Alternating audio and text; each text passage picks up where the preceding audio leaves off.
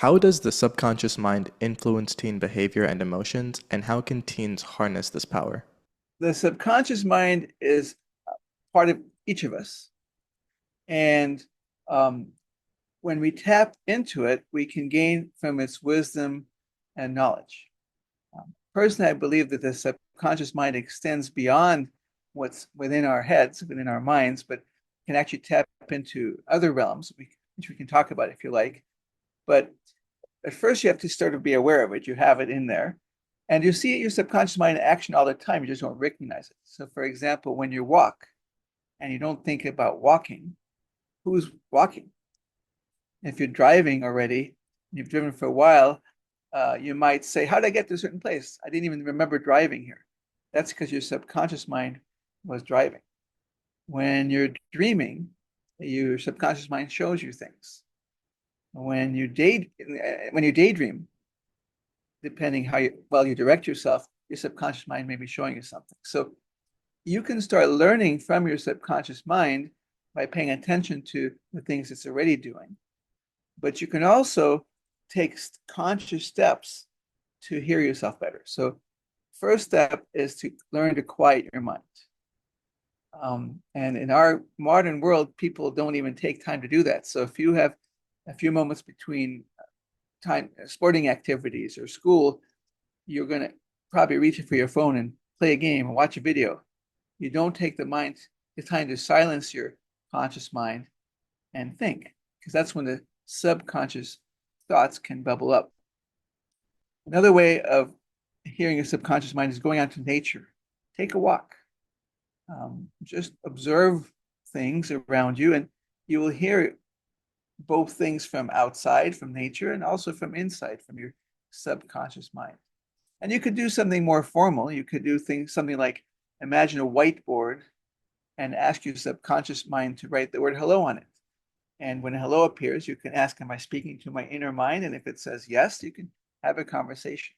There's many ways of tapping into it. Those are three different ways.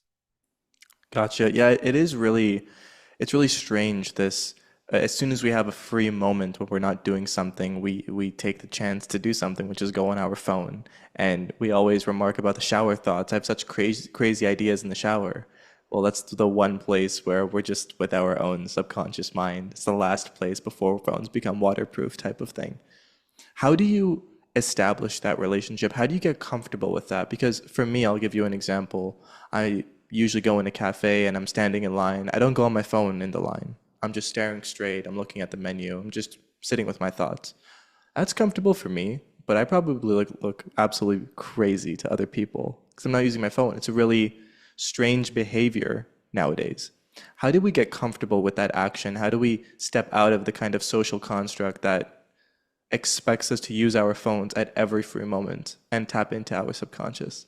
It's a terrific question. Plus, on the phones, we find texts from people we feel we have to answer. So it really can suck you into it.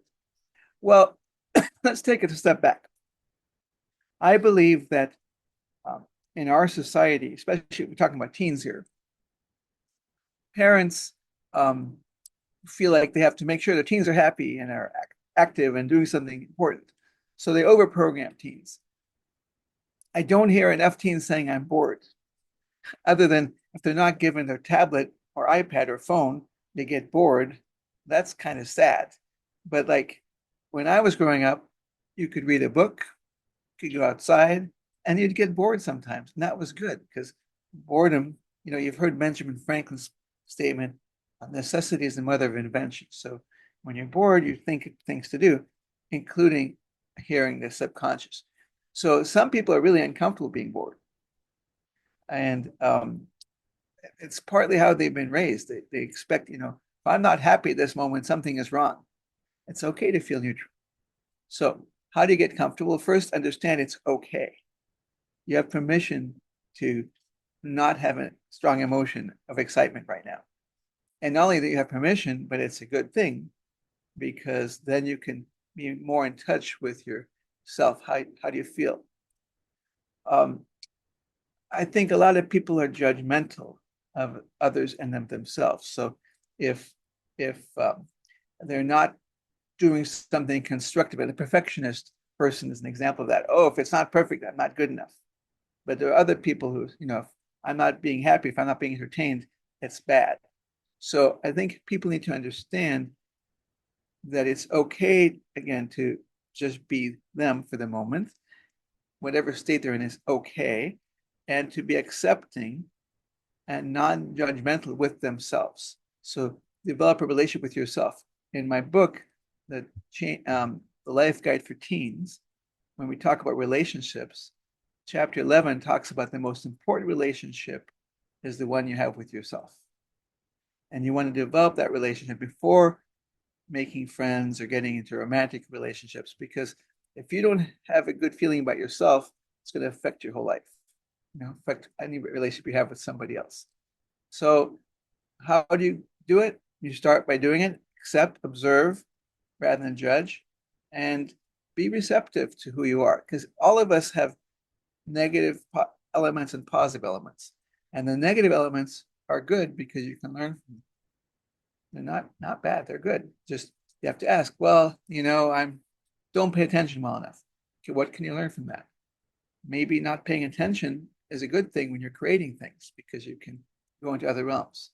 Maybe not paying attention gives an opportunity to learn to pay attention, and then you become a stronger person, more in control of their minds. So a negative, what looks like negative is not really negative. It's an opportunity to learn. So, when you're creating this relationship with yourself, where should you look and how should you establish it? Just like we're talking about, the subconscious mind is not just internal, but there's a lot of externalities with it. It exists in the external realm as well. Does the self also exist in both the internal and the external realm? And how do you figure out and differentiate where that line of differentiation lies? It's a very deep question. So first of all, um, from a perspective of how to live your life, does it really matter if it's internal, external? If it gives you good input? I have the same question in therapy. Like, you know, does somebody comes up with an idea, a patient comes up with an idea how to help themselves. They'll say, was that from my subconscious or my conscious self? Does it matter? As long as it's helpful. So I don't think it's so important to know where it's from. And I think it's fairly seamless. Um, just recently, I had this experience where I find my thoughts in another person's mind. It was kind of bizarre because I didn't plan it. And I sort of helped that person. It was in a therapeutic situation, helped the person by fixing something in their mind. That's what I imagined. Was I really in it? I don't know. Was it really subconscious? I think so. I didn't plan it. In fact, when we finished, I told the person what I did. He said, you should have asked for permission. And I said, you're right, I should have, but I didn't even think about it. It just happened. And that's a sort of that to me, that's an obvious subconscious thought experience. So one way to tell if it's subconscious, if like you think back on it, I would never have thought of that. That sort of in retrospect is subconscious. How do you um, develop that? You need to be open to it. So many people, when they have sort of weird a weird experience, they dismiss it. Oh, that was weird. Oh, that makes me feel bad. I don't want to do that again. Or it's too weird. I won't tell anybody because they might think I'm crazy or something. And again, be accepting of yourself. Every experience is useful and learn from it. And I think if you're open, you're going to see it more and more. The more you're aware of the subconscious, the more you're aware of other realms, the more apt you are to see them. So we talked about other realms. Let me give you an example. I have patients who see things that aren't in this reality. And it's not that uncommon. Actually, when I ask kids, you ever see things aren't really there? About a quarter say yes. They usually don't talk about it. Occasionally, they come to me very anxious. I remember one young man came to see me because he was 9 years old and he saw this woman in his room that was there, but she wasn't there. And he thought, am I crazy? He's very anxious. And I said, no, no, you're gifted. You can see, presumably, I think it's spirits, you can or see other realms. You know, when we become aware of what goes on beyond the here and now, what we perceive is what our mind helps us perceive. Our minds are limited. So what we see as what we call reality, it's not reality. This is forget the other realm. If you see color red or color green, there is no red or green out there. The red and green are just light waves of different wavelengths, and our brain puts the color in. And if you're colorblind, you don't see those colors. That's an example of we don't see reality as it is. We see reality as our brain shows it to us. So people who are gifted, who are listening to subconscious or see beyond the normal reality, they're also seeing something. And it's possible that when they see a spirit or a ghost, it's not what is really there, but it's what their brain allows them to interpret. So it's in my mind, it's quite possible that when people see aliens or demons or Jesus, or they're all seeing the same thing, but their brains are interpreting it differently. Now, to see those things, you have to be accepting. So most people without training, I think, if they, especially in our Western society, if they saw a ghost, they wouldn't tell anybody about it, and they try to forget it because they don't want to be thought of as crazy. And that's, of course, a missed opportunity. So my patients, when I catch them when they're young, and I say, "Oh, you're gifted. You can see things other people can't see. That's great. Let's see what you can learn from it. If you want, we can talk about examples of people learning from the other realms." Then they learn more. They become more secure in themselves and in the world around them. This idea of the paranormal, well, I actually I don't know. Is it the idea of the paranormal, the supernatural, which kind of overlap in terms of the concept, or is it that they're hallucinating? Well, great question. I have come to believe that they are seeing it is paranormal, or supernatural, natural being the physical world. The reason I've come to believe that is that when I've talked to hundreds and hundreds of people who've had these experiences, and most of the time they make sense. They have maybe different logic than we do, but they make sense. And I've interacted through my patients with these paranormal experiences, and it can help manipulate, can help change them. To me, hallucinations, like somebody with schizophrenia or something, it doesn't make sense. You can't really interact. It's like they're locked in their own world. Although it's possible, even schizophrenia, maybe it's a different version of paranormal. I don't know.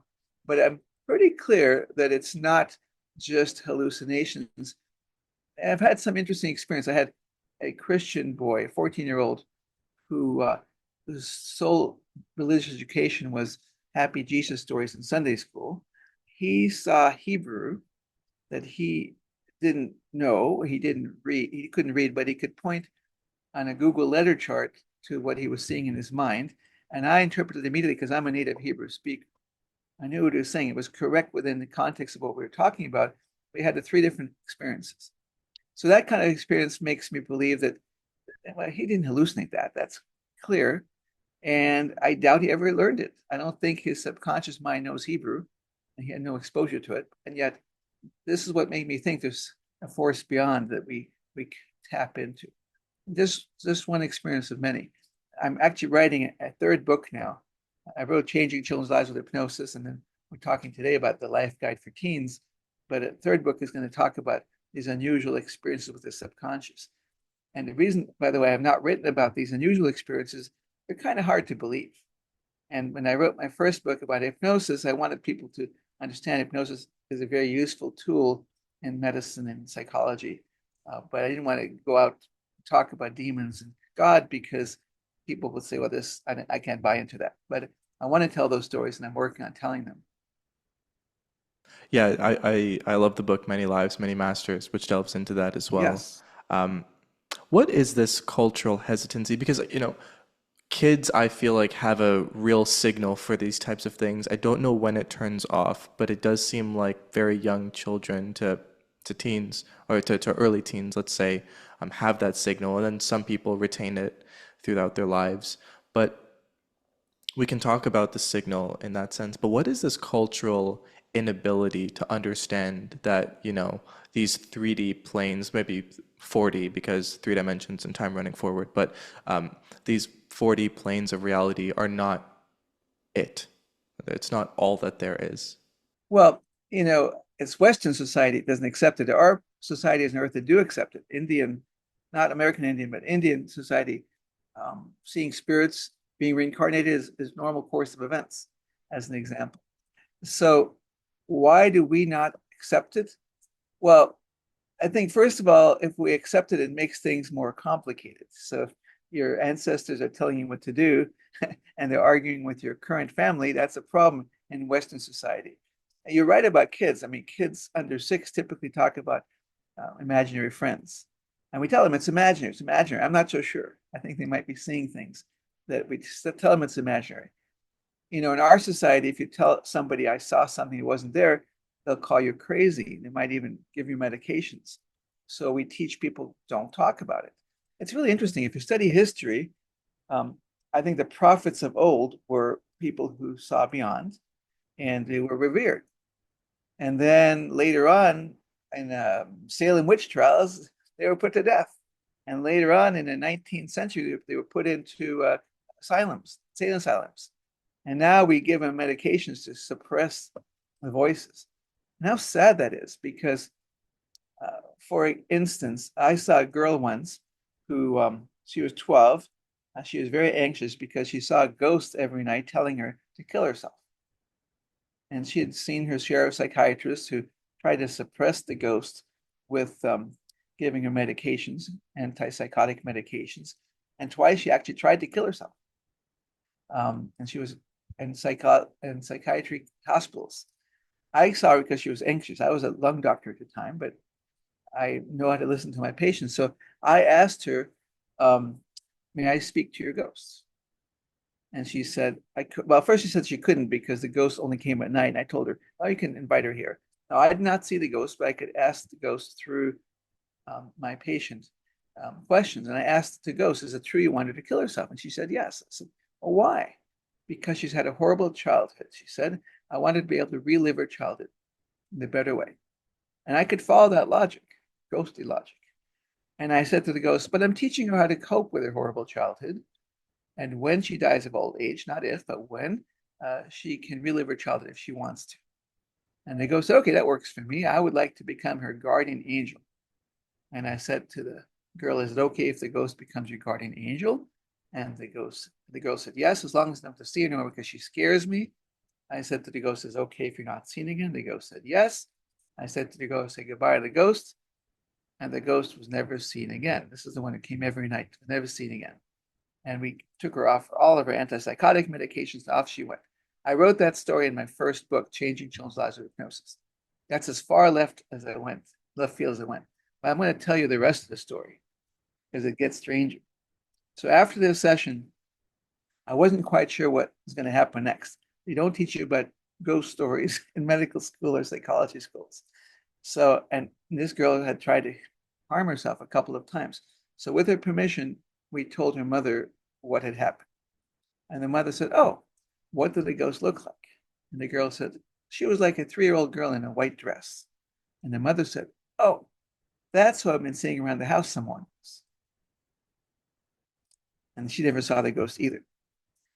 Again, this kind of story makes me think, okay, there's probably something out there that most of us don't know. One more quick story. I have a lawyer friend who had twin sons. And when they were 2 years old, her father died. And she didn't tell the children that because they're two, they're not going to know what to make of it. That night at dinner, both boys became very excited and started talking to their grandfather, who was apparently in the living room.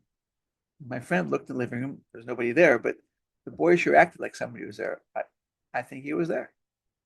Yeah, since we're so first of all, thank you for being so open about this. I do want to ask you how and where you learned to be so open about this because there is so much confidence and so much risk of talking about these things, especially being a professional like yourself and being an academic. You risk your credibility in this in a strange way. So I do want to ask you about that in particular, but just before, just so we can get on the same playing field and I can talk about not my experience, but every morning I do a little prayer and I do thank my guardian angels and spirits just as a way of, acknowledging that they're there because not that I've read enough books, but I have read my fair share of material to convince me of the fact that this reality is not necessarily reality capital R and that I should be open to different experiences and different interpretations and just different understandings.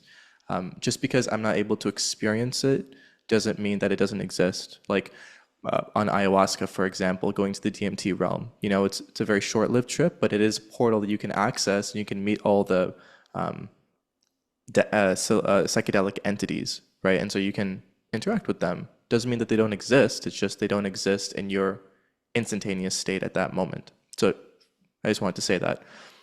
How did you learn to be open about this? How did you get the confidence to talk about it in this rigorous but still grounded and accessible way? Thank you for saying that. Well, I think I, I've asked myself that question before, and I think I've been very open since childhood. Um, I guess I do believe like in reincarnation, and I mean, I remember when I was 5, I really wanted to fish. And my dad finally took me fishing, and I caught a fish. And immediately I said, put it back. And then I never fished again because I realized what it meant. And I remember when I was 8, I was born in Israel, so this is Tel Aviv. I was walking down the street, and some guy had caught wild birds, and I had I had a weekly allowance. I asked my mom for my allowance, and I bought 2 birds, and I let them go because it wasn't right. They should be caught. So I think very early on, I showed evidence of who I was going to become. I've always felt I'm not quite the extreme, like Jocko Willink, this Navy SEAL, talks about extreme ownership. Something is wrong in your life, fix it, even if you're not responsible. I'm not quite there, but I'm close. So if something is wrong, I view it as my job to fix it. I think that's why we're on the world, is to make a change.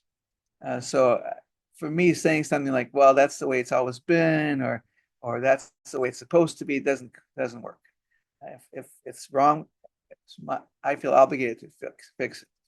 So I fell into the hypnosis world in my just after I turned 40, and with a young man who had very bad milk allergy, who told me when he smelled cheeseburgers, he developed asthma attacks. And I thought that was a rather strange symptom. But when I asked him to imagine eating a cheeseburger, he developed an asthma attack. And immediately I'm thinking, if you can think your way into illness, can you think your way out? So a lot of doctors I think would have said, "Well, that's interesting," but I wanted to follow up because wait a minute, if you can think your way out of illness, we should figure out how to do that. So I wanted to go to a psychologist. I knew it was hypnotic. I'd heard enough about hypnosis to realize that, and I said, "Go learn about hypnosis. Come back and teach me." He said, "I didn't want to go to a psychologist. I'm not crazy. I want to work with you." And I said, "That's nice, but I don't know anything about it." He said, "I don't care." Teenager. I went to my friend, the psychiatrist, who said he'd back me up, and I started learning about hypnosis. Now, that characteristic of me to go and learn about a new field, I did always have an interest in psychology. It wasn't foreign to me.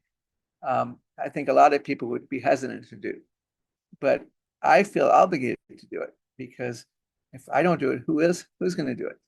I remember early in my career, I worked at an institution that the intensivist left, and I wasn't trained in intensive care medicine, but I was the closest one there as a pulmonologist.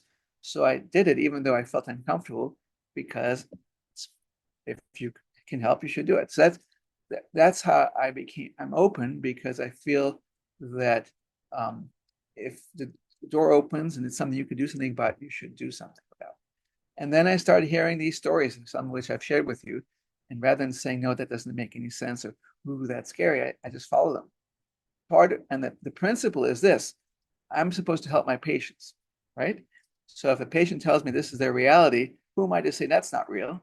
I'm going to join them in their reality. That's part of being a good healer. And so I'm open to their realities. And now I'm going to tell some of the stories because I think more people need to be open to this kind of reality. Do you foresee culture being open to it wholesale, or do you think it's going to be a slow burn? I guess it depends how good a job people who are aware do in teaching others. I think the culture is shifting. I think today the culture is more open to this than they were, let's say, 30 years ago or even 20 years ago.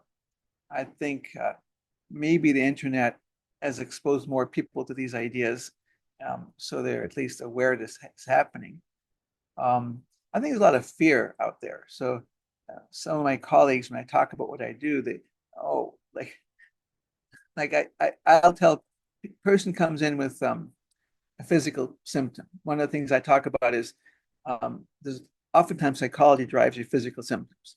So how do you deal with it? You figure out how to talk to their subconscious, for example, through the whiteboard, or there's other methods, and then ask the subconscious what the problem is. And my medical colleagues have told me, some of them have said, I'm too afraid to ask because what if they say something I don't know how to answer? And I'm thinking, well, whenever you interact with patients, they might say something you don't know how to answer, even on a conscious basis. So what kind of fear is that? And then there's a fear, well, the subconscious might bring up different things, and it does, but it's cool. And I would urge my colleagues, and a number of them do, is just if you don't know what it means, just ask about it, just explore it, learn. So my colleagues have learned. I know I've helped many colleagues learn about hypnosis now. And I've talked about the subconscious now for a good 15, 20 years. And some of my colleagues are interacting with the subconscious, too small a number, but some are. And in time, I think they will. I'll tell you, you know, I think it's nuts that, strange word, that psychologists do not talk to the subconscious of their patients routinely. I'm not a psychologist, I'm a pulmonologist, but I will ask a patient, why are you having this symptom? They'll just tell me. There was a girl who had something called vocal cord dysfunction, where her vocal cords were closed when she tried to breathe in, so she couldn't breathe. And when I talked to her subconscious, she explained, I saw my stepfather selling drugs, and I didn't want to tell my mother that would disrupt the marriage, so I made sure she couldn't talk in third person. And I said, well, you can trust her. And she said, I suppose I can, but if she starts talking, and I'll make sure she can't. And then her breathing immediately improved. So um, the kids will tell you, this is called, by the way, conversion disorder, what I just described.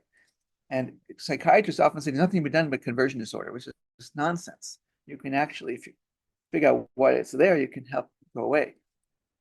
So I'm floored that psychologists and psychiatrists don't routinely use hypnosis to interact with the subconscious to gain information from their patients. My son went to therapy a decade ago, and he had a very active subconscious because I talked to him. And I don't do therapy with my kids, but I knew he had a very active subconscious. And I told the therapist, psychiatrist, if my son doesn't have anything to say, ask what his subconscious has to say, because the subconscious always has loads of information.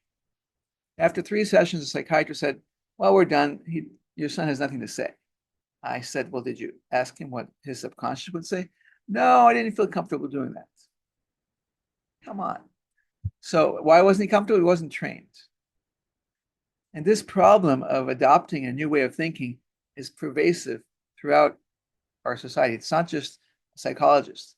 I have a dentist story, same kind of story. So have you ever heard of laser dentistry? So I had my first experience with laser dentistry in 2014. You sit in the dental chair, the laser numbs your tooth, there's no anesthesia. The laser then fills your cavity, and then you just sit there for half an hour and you're done. There's no pain, no discomfort. I said, wow, this is great. This is going to sweep dentistry. How long has this new technology been around? Dentist said 25 years. 25 years? Why have I never heard about this before? There's some people afraid of dentists. This would like change the world. Well, dentists don't want to invest $80,000 to buy the laser machine. They don't want to retrain because you don't touch the tooth anymore. The laser does. They want to retrain dentists. Okay, I can kind of understand that. So surely they teach this in dental school. No, dental schools are taught by old dentists who teach what they know. So that was an example in dentistry. People don't want to change. I'll give you one more quick example. This is about habit cough. Habit cough is a loud, obnoxious cough. And listeners, listen to this because some of you are suffering from habit cough. It's a loud, obnoxious cough that it usually stops at night, and there's no medical cause for it. And in children, we recognize it as habit cough, and it resolves with hypnosis. One session, just relax, goes away. Or there's something called suggestion therapy, where my friend, Dr. Mike Weinberger, he's now in San Diego, will talk a child through it and say, okay, you can, when the urge to cough comes, drink a sip of water instead and keep doing that. And you can control the cough. Within 15, 30 minutes, the cough goes away. All right, that's a well-known entity among kids, but adult pulmonologists don't believe it, habit cough even exists. Okay, so 4 years ago, somebody contacted me from Maryland and said, could you help my daughter with habit cough? I said, well, I'm not licensed in Maryland. I'll send you to a local hypnotherapist. And I told him about my friend, Dr. Weinberger. And Dr. Weinberger did his suggestion therapy with the young lady, and her cough was gone. The father, a videographer, videotaped the interaction and posted it on habitcough.com. So you can go look it up. You can see the video, see suggestion therapy in action. Since then, Dr. Weinberger has heard from over 100 parents telling him that their child's cough has stopped from watching the video. And there's probably thousands there who didn't contact him. I've changed my protocol. When a child comes with habit cough, I take the history and I say, go watch the video. And if you're not better, I'll teach you more. 90% resolves just with the video. The amazing thing is, Dr. Weinberger was contacted by almost 50 adults who said, hey, my cough stopped after watching the video. Even if I had it 10 or 20 or 30 years, it stopped. So Dr. Weinberger and I looked at each other and said, well, habit cough must exist in adults as well. We've spent the last 3 years talking to adult pulmonologists to tell them, hey, maybe like in cough clinics for adults, 40% of the time they can't identify the cause of the cough. They can't treat it. And we said, maybe some of those, I think many of those, but maybe some of them have habit cough. Maybe you should just have them watch the video. They are so resistant, the adult pulmonologists. No, it's just an anecdote, just stories. It's not real. It doesn't exist. We have a theory. It's something or other that nerve sensitivity. We need to give chemicals, give drugs to fix it. We don't believe a simple thing like watching a video will cure it. So we're not going to send our patients to do it. To me, that's malpractice. That's just wrong. But it shows you people are not willing to break the mold or to follow something new. And I guess, there are other people like me, but most people are scared of stepping out of the box. It's difficult for, you know, the entire pharmaceutical industry, which is based around selling, period, but just selling things to unfortunately sick people. It's difficult for them to accept that their drugs and their treatments are not necessary and that you can actually use your own mind to solve most of your problems. It's become more of in fashion, especially with young people, to use their own body or to, not turn to drugs or use drugs or medication at the last step and try to solve it naturally. And that's an interesting thing, but it's also a very, very unexplored avenue to just think your way out of a physical problem. That's almost unheard of. It doesn't make any sense. And so, to that point, how do you distinguish the signal from the noise? How do you know when you're interacting with your subconscious mind? And how can we begin changing the narrative of only very young people having access to this realm? One kind of sub question I do want to ask you is that do you think the subconscious mind is a portal or a tether? But you can cut that any way you like. Okay, well, backing up the first part, I think pharmaceutical companies want to sell drugs. And so they're going to push that hard.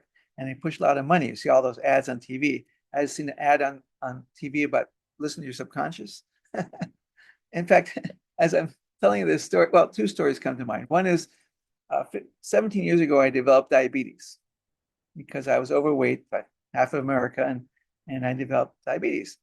And the doctor said, well, I want to give you medicines, insulin, because I don't want you to have a heart attack.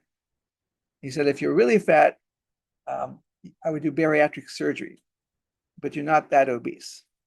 I said, what, weight loss will fix the diabetes? And he said, yeah. I said, okay, well, I'll take care of it. And so I used hypnotic techniques. I used positive talk. I gave myself incentives, and I lost 70 pounds over the next half year, a little too fast. I did. He didn't believe I did it. He thought I'd had cancer or something. I did. I was fine. And as soon as I lost 10 pounds, my diabetes was gone. And then my liver got better, my blood pressure got better, because obesity is really a big problem. So I said, wow, this is really interesting. And I got the AARP magazine, from the Association of Retired People, people start sending when you're 50. And there was a story about diabetes and how you should take care of it. But nowhere did it say that you can make it go away. And I actually looked at the medical literature. There's some controversy. Can you clear diabetes?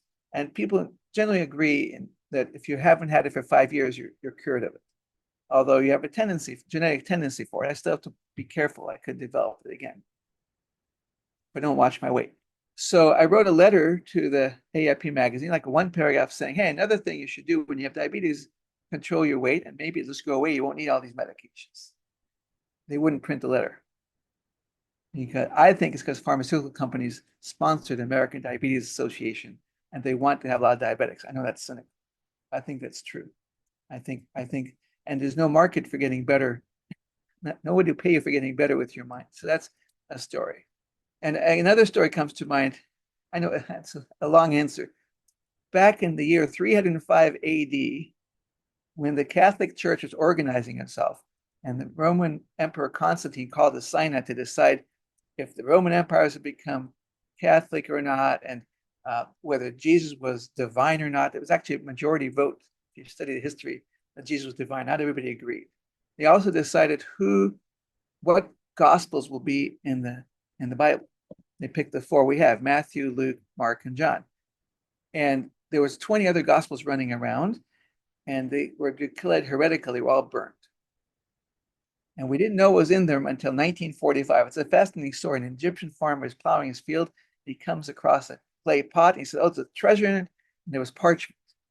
He was so disappointed he started using it for kindling for his fire when an antique dealer walks by and it says writing on it might be worth something. Turned out it was a copy of the Gnostic Gospel, Gnostic, the heretical Gospels. You can actually read them. The Gospel of Thomas is really interesting. It says, when Jesus said, the only way to come to God is through me, what he meant was the only way to come to God is through oneself. He didn't mean to come through Jesus, which is how Catholicism interprets it. He meant you can come to God through yourself. This is subconscious coming to play here. Well, you can imagine why the Catholic Church, early Catholic Church, would not like that. Because if you can come to God through yourself, who needs a church? So like the pharmaceutical companies, they have to make sure the fiction works. That came to mind as you were asking me about pharmaceutical. Okay, so back to the rest of your question. I don't remember all of the question. Okay, why don't you restate the second part of the question so I can reset here? I was asking about the signal versus the noise. How do we start reestablishing our Yes. signal versus the noise? And then I was asking the sub question of, is the subconscious a tether or a portal, in your opinion? When you say a tether, can you define that for me? What do you mean by that? So, like a tether is just a kind of like a rope attached to another place, whereas a portal Ah, is just you can just step in. I want to say both. I think the subconscious is a tether to the other realm. I think our soul expresses itself um, through the subconscious. And by the way, prayer in my mind is through the subconscious, through the same realm. Um, but is also a portal, and the portal, when it's open, can have a lot of amazing things. Have you heard about acquired savants? Have you heard about idiot savants, which is not a politically correct term, but historically? Okay, so let me give you a little background. So first of all, savant is somebody with an amazing ability, amazing musical ability, math ability, history, whatever. Um, Idiot savants, again, I don't know what the current politically correct term is, are people who are born with mental challenges, mental retardation, but they have a savant ability. Oftentimes they have autism. They can be amazing mathematicians, musicians, whatever, but everything else is really a challenge for them. But there are rare instances of acquired savants. These are people who've had a left brain injury and suddenly develop a savant ability never had before. So a normal person gets an accident, their left brain gets injured, and suddenly they can tell you what day of the week any day of history was, or they can play music they've never seen before, or they can perform really complex mathematics never had studied. How does that happen? How does that work? So scientists who have studied this phenomenon say, well, the left brain must suppress an inherent ability in the right brain that comes out when the left brain is damaged. And that never made a lot of sense to me. Why? From either a teleological perspective, we believe in God, or evolutionary perspective, it makes no sense to me that you would have an amazing ability and never express itself unless your left brain gets injured, which is an unusual event. from an evolutionary standpoint, that would be such a waste of resources to develop an ability that's never expressed. From a religious standpoint, why would God do that if he never expressed it? What I think the left brain suppresses is the portal, the conduit into the next realm. And the left brain suppresses it in our Western society because we've taught the kids don't talk about spirits and imaginary friends. So you shut down, we teach the kids to shut down that access. Okay. And the left, and I think the left brain is what actively shuts down I think the right brain's access. And so when left brain is injured, the access is restored, and then you can develop a savant ability, or you now have a portal like my boy I told you about, a Hebrew. He has that without a brain injury, and he's able to see. And I've got musicians who music just pours out of them. That's actually not an unusual experience. A lot of musicians will talk about channeling the music. Poets channel the poetry. It just comes out of them. They don't even think about it. J.K. Rowling says that the whole Harry Potter story just came out of her one day. She knew everything. To me, that's subconscious, comes through the subconscious. I don't believe it's coming from the person. I think it comes from beyond. And you're accessing the ether. This is also called flow Yes. to a lot of the creatives Yep. and people who engage with this. And so there are interesting linkages with that. How do you harness flow in that way? How do you harness the subconscious mind? And this is the thing is, it's difficult to talk about the subconscious mind because again, we're talking about something we're still trying to understand. It's like trying to explain how the brain works, but we're still trying to understand Correct. how the brain works.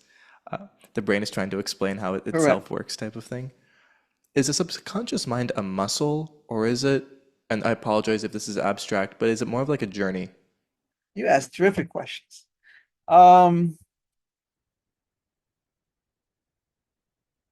I want to say answer again is both because it is the mind is an organ, but what's channeled through it is not the mind, it's something else. I guess the way I think about it, when you look at the TV set, want to know where the program is coming from. You can study the TV set all you want, you'll never figure out where it's coming from.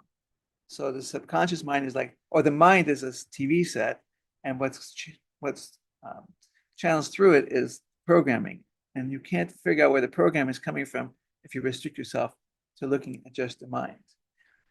And yeah, so I think that learning how to utilize that part of yourself involves experience. I can talk till I'm blue in the face and tell you other patients' stories and what I've experienced, but unless you've experienced it yourself, it'll just be a nice story. And there's lots of stories out there. You talk about many lives, many masters. Unless you've experienced that, you'll say, oh, it's a nice story. It's probably made up or something like that. It's hard to believe. But so I'm really focusing on my third book. I want to tell people here's how you can experience. So one way of experiencing is to read a story of somebody involving their subconscious mind and get into that character's mind. That's a way of perhaps experiencing. Another way of experiencing it is to be open to it. Do interview your subconscious through the whiteboard technique. Ask it questions. Ask it, for example, have you existed before? Will you exist after I die? Is there a force running the universe? Is there meaning to life? And you'll find I actually interviewed thousands of subconscious over the years, and I'm reporting some of what they told me. But in general, most people say that they will have existed before, and virtually everyone endorses the idea of existence after this life. And this is all across all religions. And most people will say there is a guiding force, although they won't necessarily call it God. Um, and there's organization to the universe. Albert Einstein developed the theory of relativity because he said, of course, there's rhyme and reason to the universe. I know that was a given. That's why he found a way of defining it. The whole idea of the Big Bang and randomness and there's no order makes no sense to me. I mean, if there's all entropy, if it's all random, you're not going to get an organized universe. So clearly there's some organization. Whether you call it God or universal force or something we can't understand is up to you. But there's something out there. And I think if you keep an open mind, you will find it. Now, speaking of open mind, let me tell you how important that is. So after the boy with the Hebrew example, I went to my synagogue. I'm Jewish, and I told the story. And it really changed my perspective. Once I had that experience, I said, I'm convinced there's something out there. And I remain convinced. I told a story, and one of my friends said, I don't believe it. He said, I have a Mexican maid, and she hardly speaks English. And she started having these dreams. She saw these strange markings in her dreams. She drew them out. She showed them to me, and it looked like Hebrew to me. And I went to the rabbi and I showed him what she wrote. And he said, yeah, these are Hebrew. This is Hebrew prayers. Here they are in the prayer book. My friend said, well, how did she know these prayers? The rabbi said, I don't know. And I turned to my friend and said, well, doesn't it prove to you that she has access somehow to beyond? He says, nope, I don't believe it.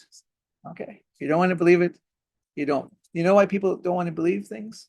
Because it shakes their worldview. For them to think differently and suddenly the world looks different, they may not want that. It's too earth shattering. Kids, fortunately, keep their minds open much more because the world changes all the time for them. So I think the younger kids are more ready for this. And I see more and more kids who are really in touch with themselves. My job is to guide them along the way for a time until they can really use their abilities to improve this world. You know, all of these things are fascinating and they speak to something that we just don't exist with on a daily basis. We don't necessarily hear about hypnosis or even the paranormal on a daily basis. And so there's no way for us to contend with it and incorporate it into our daily life. But for you, you've existed with this for decades on a daily basis, thinking about it, writing about it, um, talking about it. How have you incorporated all of these practices and beliefs and understandings into your daily life? Because you're talking to people, you're also talking to their minds. You're getting all of this feedback, all of this information. You know, there's a guiding force to the universe. People have lived before their current life. They will live after their current life.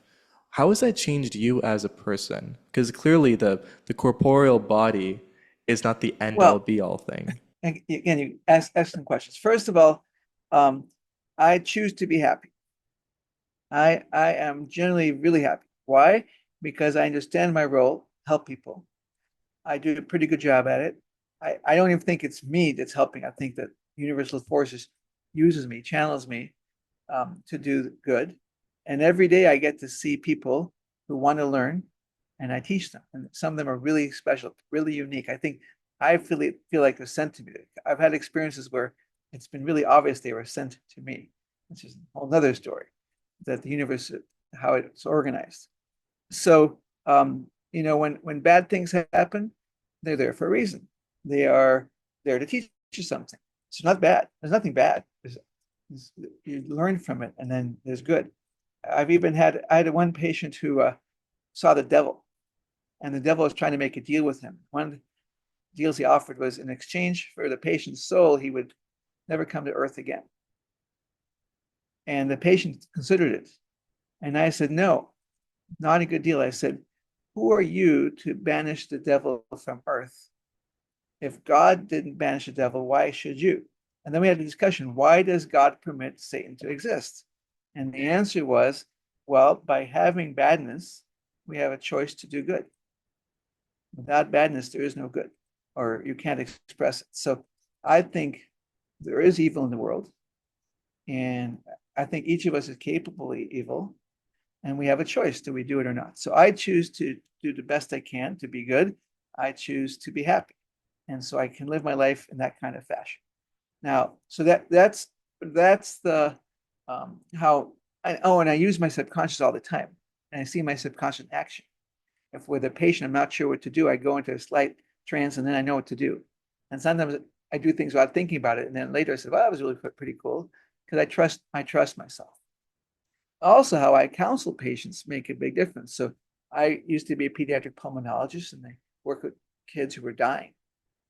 And when I counsel them, I I tell them, I share with them. I don't, I'm religious as a Jew, but I don't preach Judaism. I don't preach a religion, but I will tell them, a lot of people think there's life beyond, existence beyond.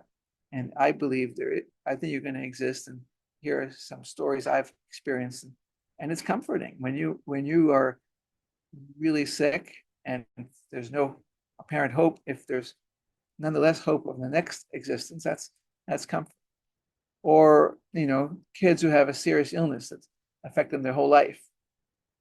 When they understand that this illness has helped them in some way, um, they feel better. For example, I've asked kids this question. If I had a magic wand and it could take away your illness, you never had it, but it will also take away all you've gained from the illness, the experiences you've had, the people who've loved you for it, and such, would you make the trade? Virtually no one will make the trade. You're surprised, right? Even people on their deathbed. Why not? Because they recognize, this is really a perspective thing, they recognize that the badness they've dealt with their whole life has made them who they are, and they appreciate who they are. So it's an incredibly healing question and answer. And I can ask such questions because of the way I look at the world.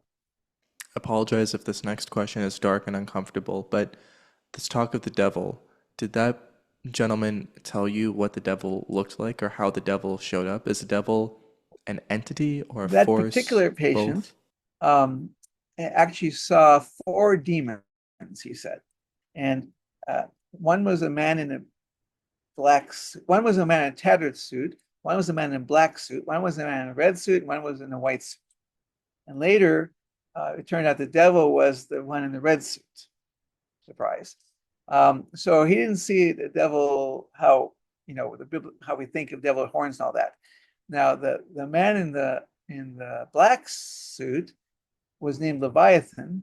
Leviathan is a mythical creature of old, a large sea monster. And towards the end of our, so I by the way, when these creatures came in, I interact with them just like I did with the girl's ghost and find out what they wanted. The devil wanted to make a deal. That was what he thinks. Leviathan, towards the end of the story, he turned into a horrible looking sea monster, according to my patient. He went, ooh, and he died in the ocean. And so I guess he might have seen what Leviathan looked like. But I would say this. Remember, I told you earlier, we see what our mind can handle. So I don't even believe there's demons, even though the patient saw demons. I think he saw something out there and his mind interpreted them as demons. And then we made them go away by talking to them. But yeah, so I think my personal view is what people think of as the devil is sort of a made up thing is made up. I think there's evil, but I don't know it has a face. And I also think I've learned this from one of my patients that even if you're evil, there's road to redemption. That it's just a longer road than if you're good. And I think that's really important because a lot of people think evil is evil and there's nothing to be done about it. So at least one of my patients, subconscious said this. No, you're just further away from good. And there's always redemption available. It's pretty cool to know. Absolutely. It is very cool. It's very important.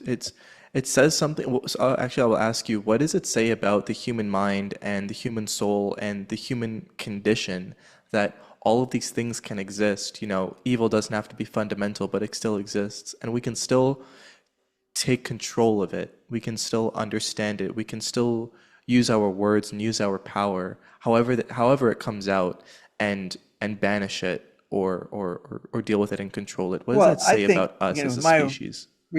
not just worldview, but the larger worldview, I think that's what being alive is all about, is learning and then using our short lives. Our lives are short. Even if you live 100, that's a short time. Um, to choose, ideally, to do good, or if you choose to do evil, to learn the lessons from that. And if you don't learn the lessons yourself, other people will learn the lessons from your evilness.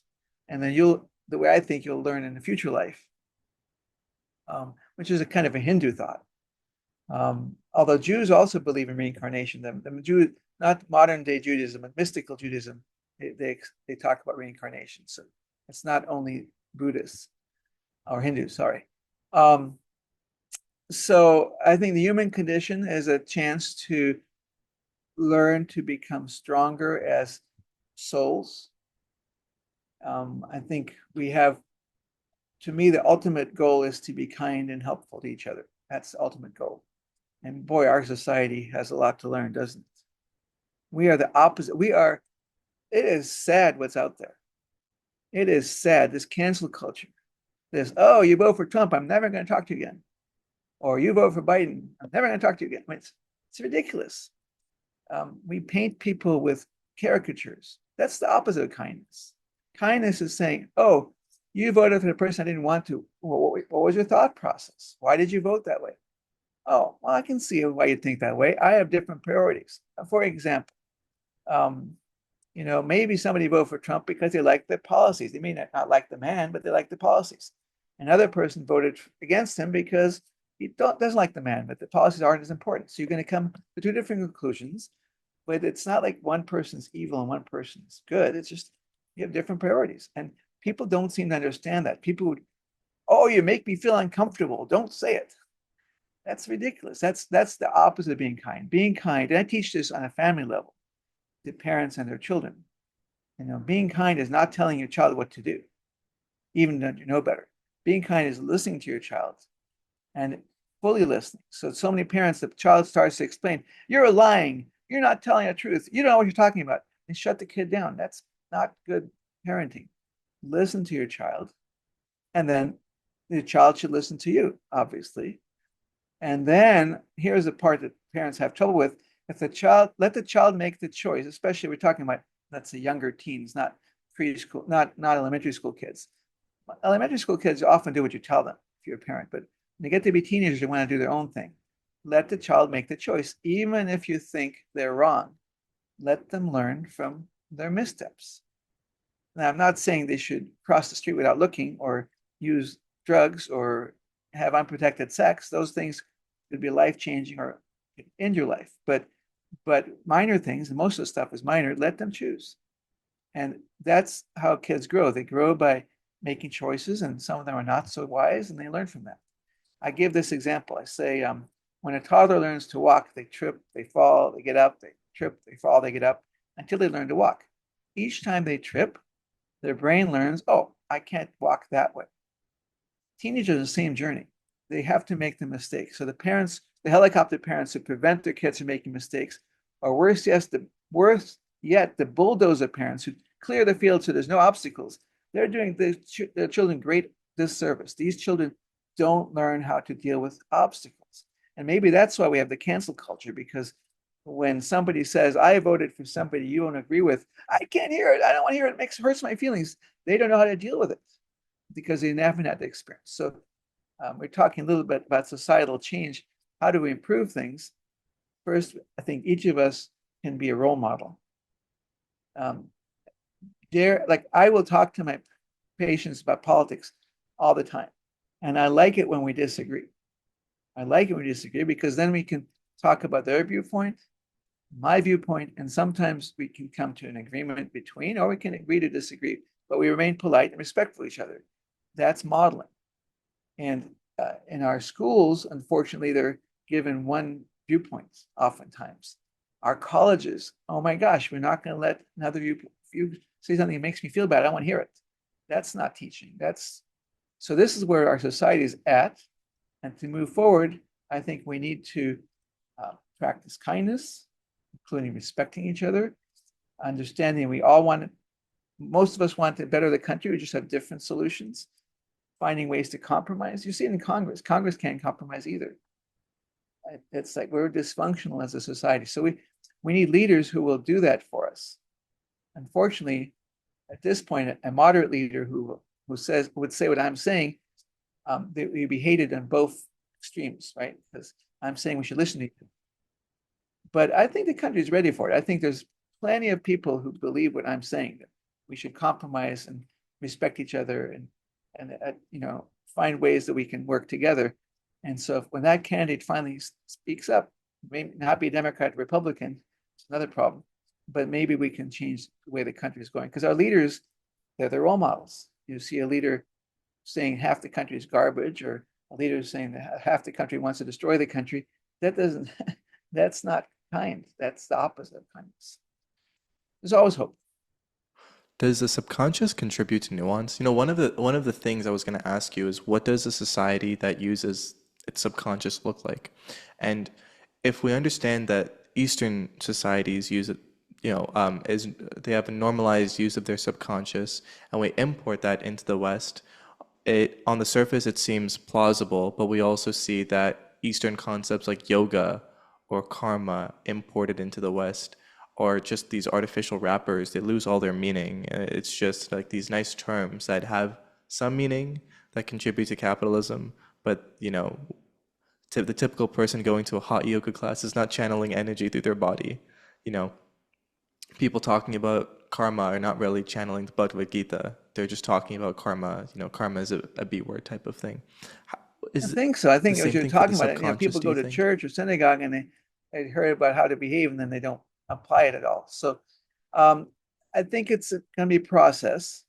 Um, the kids I've have come to work with me, who are really special individuals, um, are versed in what we're talking about. I'm hoping they'll become the leaders of this world. So if you're raised with it, if you grew up with these kind of ideas, these are kids growing up in the Western world, perhaps they'll lead their friends, or maybe they'll become bigger leaders than that. So I think it has to start with our youth. I think when you're older, like my friend who can't believe that a Mexican maid is getting stuff from elsewhere because he's 70 years old. It would be he doesn't have the will to change his life view, but kids do. Kids are idealistic, so I think that's where we start. And the kids I work with are very receptive to this, but they have a role model in me who they respect, who talks about it. There are other people who talk like this. I mean, Brian Weiss, uh, Deepak Chopra, they're leaders who will say this same kind of message, maybe different words.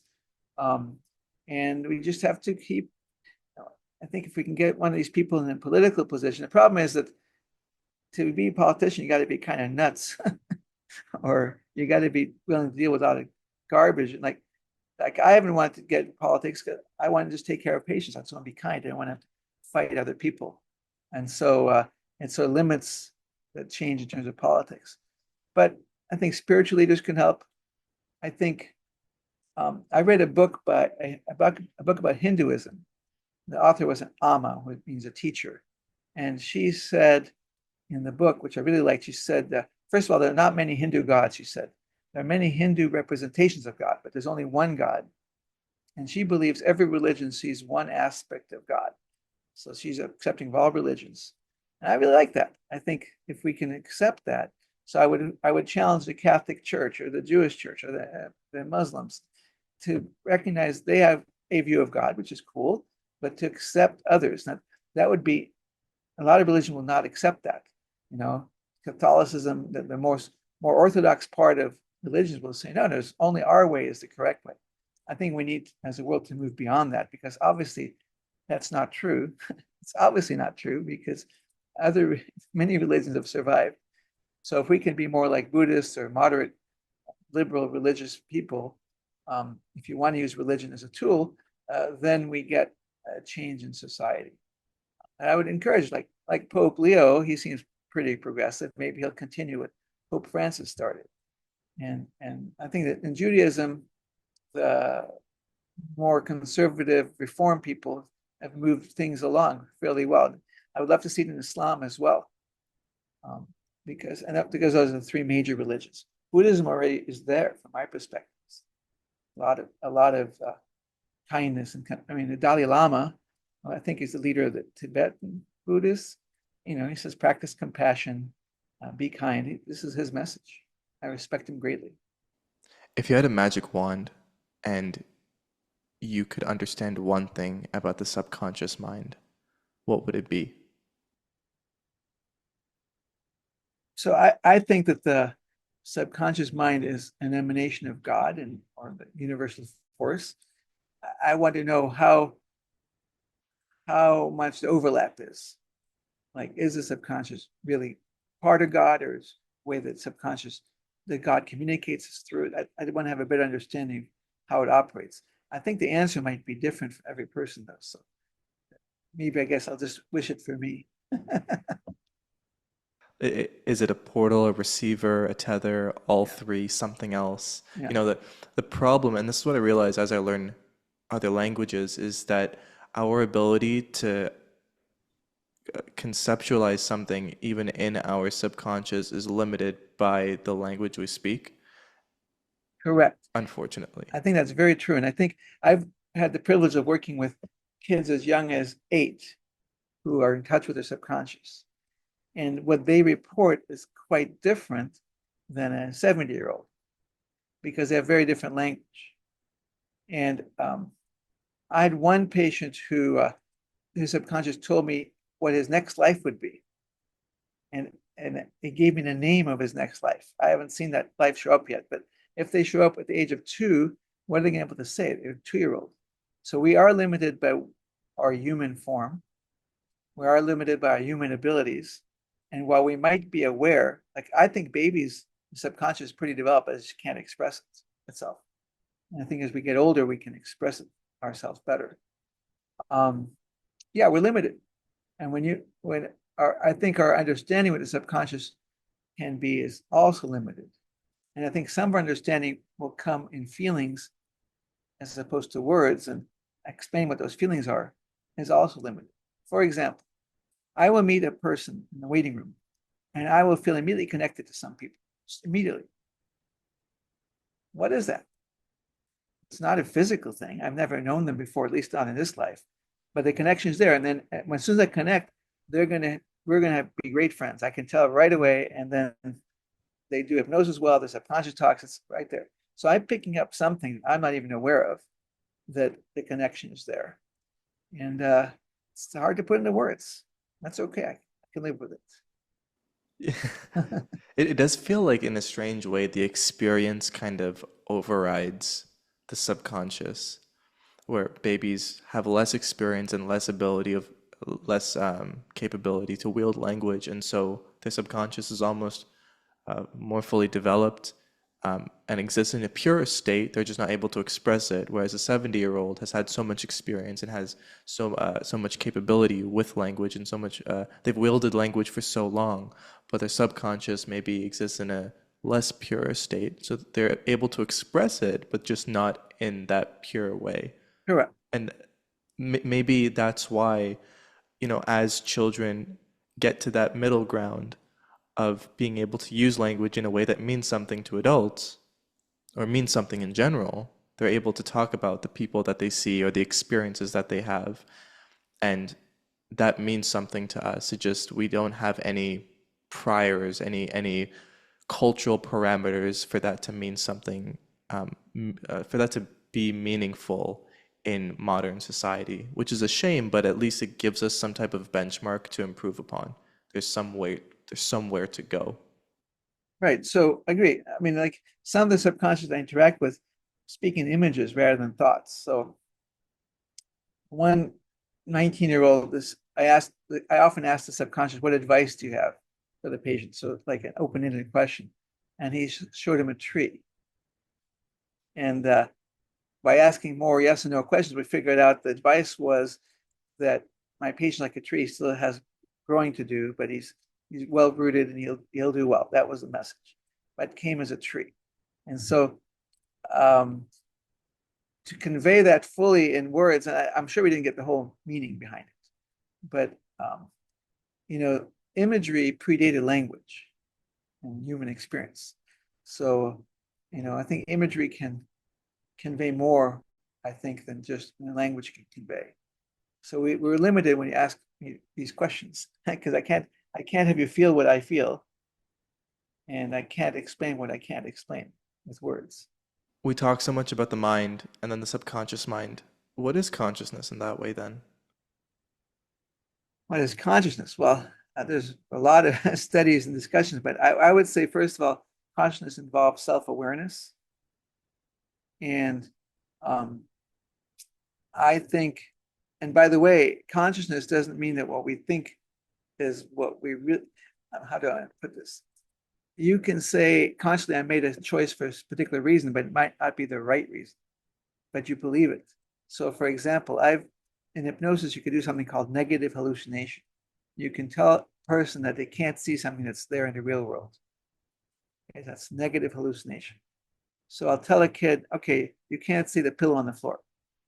Now walk towards me. They'll get up, they'll walk around the pillow and come to me. And I go back. Go back and go around the pillow, come to me, and go to where they came from. I said, why'd you go around? Oh, there was a spot in the carpet. It felt like it. One time Oh, so then I told the kid recently, I said, well, just walk straight to me. Don't go around. So the kid walks, kicks the pillow out of the way, and comes to me. I said, why did you kick there? I didn't kick. This shows you a little snippet of how the subconscious mind works. So the real reason he's walking around is a pillow there, but he's not consciously aware of it, and he makes up stories that are believable to him. And this is how we are. You know, you might have in the presidential history, the taller candidates usually win.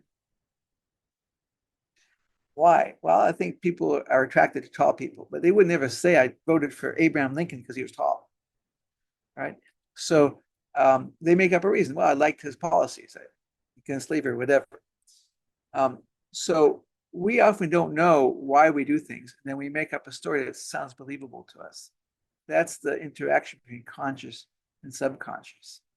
And one example of interaction. As a last question for the podcast, I know we've talked about so much. What gives you hope in the world? Well, what gives me hope is that we're here. I think again, I gave you lots of examples why I think there's a guiding force, and I believe we're still here, and so we're supposed to make a better world. That's still our task.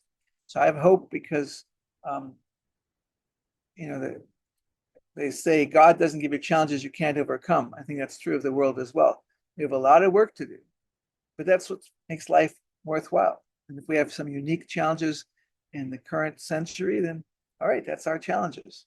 And I think maybe not so unique. There's nothing really new under the sun, but we have a confluence of challenges. I'll end with a story. So King Solomon, the wisest man in the world, gave his servant an order. He said, I want you to find me a ring that when the rich man puts it on, he feels sad. And when a poor man puts it on, he feels happy. And I'll give you 1 year to do it. So the servant said, off, I'll do it. Off he goes. Solomon turned to his other servant and said, there's no such ring. I just want to make a fool of him. So 364 days later, the servant's still looking for this ring, and he passes a ring maker on the street. And he says, do you have a ring that makes a rich man puts it on is feeling sad, and a poor man feels happy? He says, I do. Well, I'd like to buy one. So the ring maker, jeweler, inscribes something to a ring and gives it to him. Next morning, he shows in front of King Solomon, and Solomon says, well, did you find the ring? And he said, yeah, I did. So Solomon takes it, puts it on, looks at the inscription, and his face looks very sad. He takes the ring off, he gives it to the beggar who's in the court, and the beggar looks really happy. What do you think the ring said? Do you know? It was inscribed TTSP. What does that stand for? This too shall pass. So Solomon was the richest man in the world, wisest man. He realized he's not going to have it forever. Sad. Pauper, he realized he's not going to be a pauper forever, was happy. And I'm going to say this to the world. This too shall pass. And that's part of my philosophy. We're going to be all right. That's the perfect way to end this. Dr. Anbar, thank you so much for this episode. I don't know what else to say, but thank you. And I'll start listening to my subconscious mind more. Where can we find you You can online? find me online at dranbar.com. So DRANBAR.com. And there you can order my book, The Life Guide for Teens. You can also find Changing Children's Lives with Hypnosis. There's also a lot of information on that website regarding hypnosis, my blogs and Psychology Today. There's a lot of stuff there, and you can contact me through it and invite your listeners who have questions to contact me. My mission is to help the world. So And your mission is absolutely clear, and we know that you're doing a great job with it. So thank you for being here. All those links will be in the show notes. Dr. Anbar, thank you so much. appreciate it.